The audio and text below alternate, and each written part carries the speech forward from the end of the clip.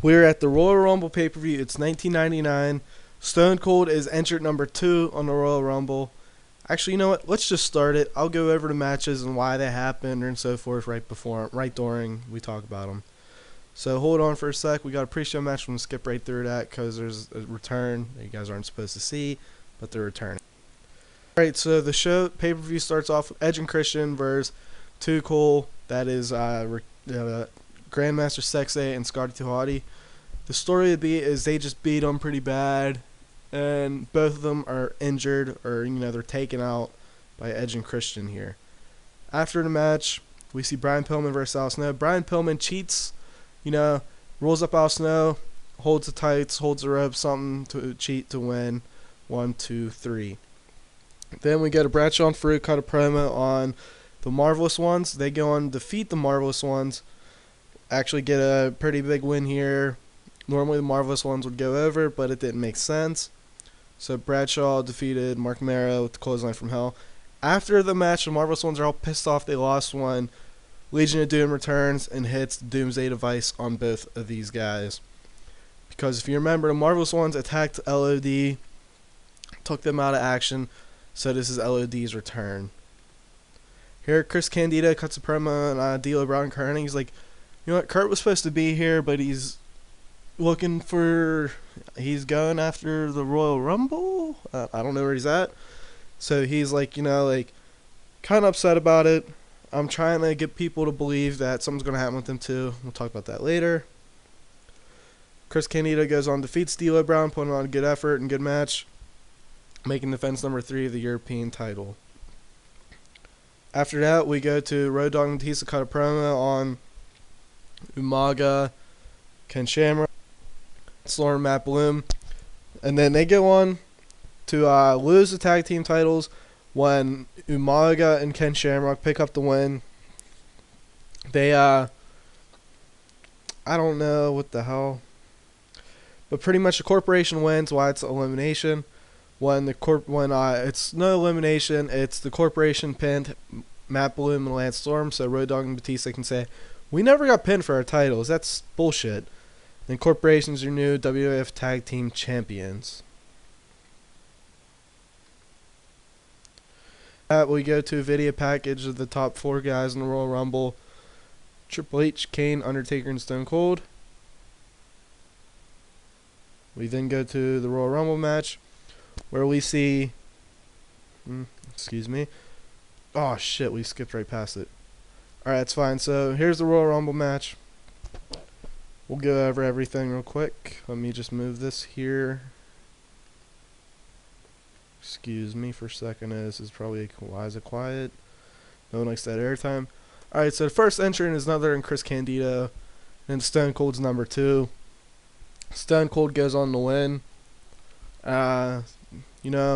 Please pause it if you want to go over the order of eliminations. Everyone gets eliminated basically. Batista eliminates 5 people. Stone Cold eliminates 8. Undertaker eliminates 3 at the end. But you'll see that in a sec. So the story in the opening and beginning is Stone Cold, Batista, and Chris Candido are kind of dominating. Candido's surviving. He eliminated Jake the Snake and D'Lo Brown. Jake the Snake is a big return. Yokozuna and Eddie Guerrero made his return to the company on this. Eddie eliminated both Owen Hart and Kurt Hennig, and then was eliminated by Undertaker. Undertaker eliminated Triple H and Kane, so it was down to Undertaker and Stone Cold. We saw, Row F is the order of their entrance. Row G is when they're eliminated, and Row H is by whom. And this is just tallying how many, so I can keep track of how many eliminations guys got. Stone Cold at this point, around halfway through the thing, was the only guy eliminated in the ring after he eliminated Stone Cold, or after he eliminated Batista. So then Al Snow and Brian Pillman came in.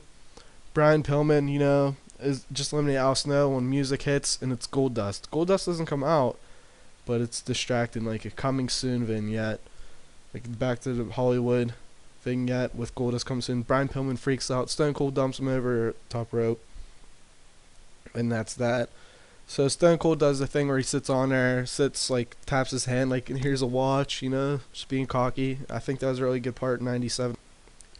So he did that. Batista lasted a while. Chris Candido, Batista really came out and did a lot this Royal Rumble. Chris Candido put in long effort. See, I wanted people to think that Kurt Hennig was going to come in and eliminate Chris, set up a possible match of these two at WrestleMania, but we're not doing a match of these two at WrestleMania yet. It's too early in the gimmick. Although Chris is over enough, but I don't think Chris has entertainment skills, and I don't know if I'm ready to have Kurt Hennig retire, because he only had two. This is the second match, so we have another year or two of this story with those two. What else? Ken Shamrock and Umaga were eliminated by Stone Cold right away. Because if you notice, Chris Candido and Stone Cold are in the ring. Out comes Umaga. Then out comes Ken Shamrock.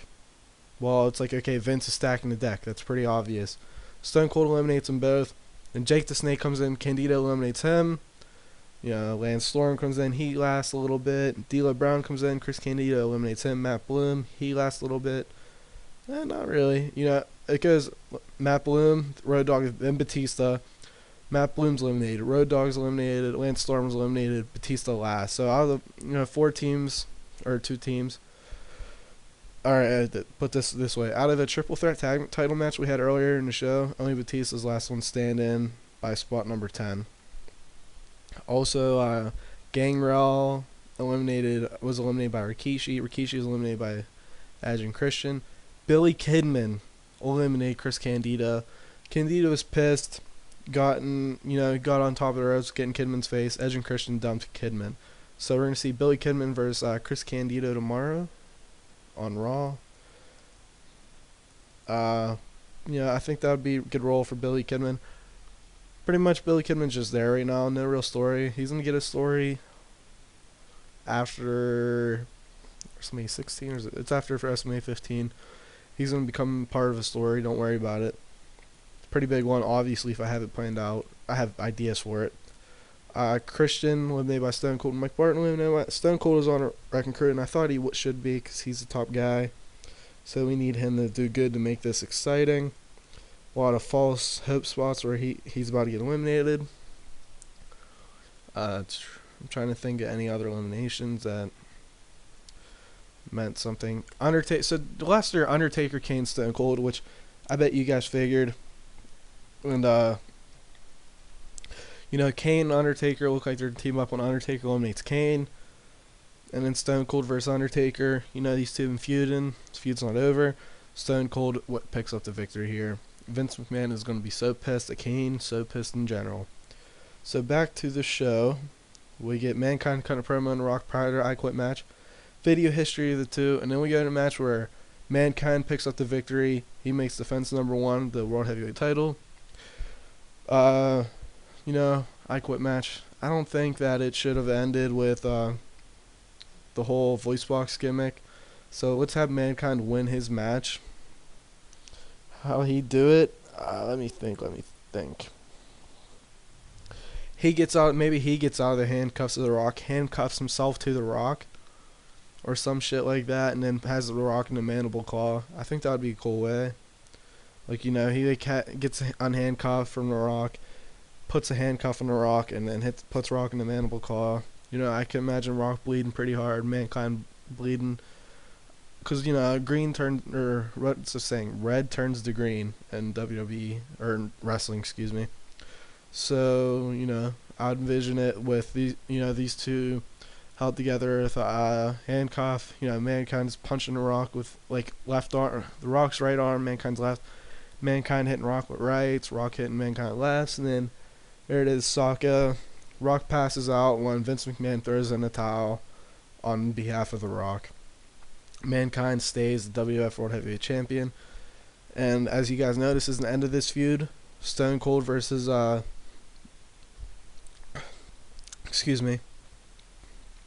Cold won the Royal Rumble, so he will either face one of these two guys or both. There was plans in place around this time to have Mankind add into the main event. But who knows, we might do something different. We're going to do something different with the two big matches in WrestleMania 15. As Big Show's not coming to WWF, I swear to God, I promise you on that. Let's see what the Royal Rumble rating got.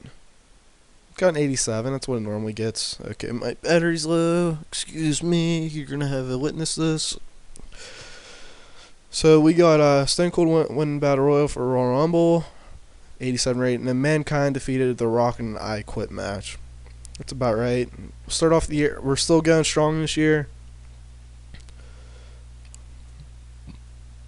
And then we'll go with Batista because I thought he put in a good effort. When I do the Royal Rumble, like how I did it, it doesn't really do much. Though, if I was like go in and change things, I'd make Batista a little more popular, just a little more. Put him up to where he was before he lost the tag titles. But other than that, this is gonna be the Royal Rumble. We're gonna retain the final four, which was Final Four was Triple H, Kane, Undertaker, and Steve Austin. Crazy thing is, when I envisioned the Royal Rumble after WrestleMania 14, that's who I thought would be the Final Four. So it either means a lot or it means a little. I thought, Chris Candido going in, I thought I was going to have him last a lot longer, but I wanted to do the spot where Stone Cold's by himself. And then, I like Eddie Guerrero returning here. I don't know what his thing is. We had Yokozuna return for one night. We had Jake the Snake return for one night. So we're going to start doing that shit more a little bit with Royal Rumbles and stuff. Excuse me. And then here we get I'm going to let you guys know now, I signed Taz. So how we're going to do him is going to be different. I think that's cool. Eddie Guerrero, okay. Old school face, 83 rating, that's fine. So tonight we're going to start seeing, we might see debut Taz. Might wait. I don't know, but I signed Taz. Goldust, he's not returning for a couple weeks. And then, other than that, no big other news than that. Thank you guys for watching. Really appreciate it. We've been going on this in the new mod. We had 124 shows, including the last mod where we're probably 150. No, 160. No. I think we're at 130. No, 140, 150. We're in that range. So 150 shows down. I hope you guys are really enjoying it. It's been great so far. It's only going to get better. This WrestleMania is going to be pretty good. And then I can't wait to stick through with it for a while. So thank you guys for watching, and hope everyone has a good one.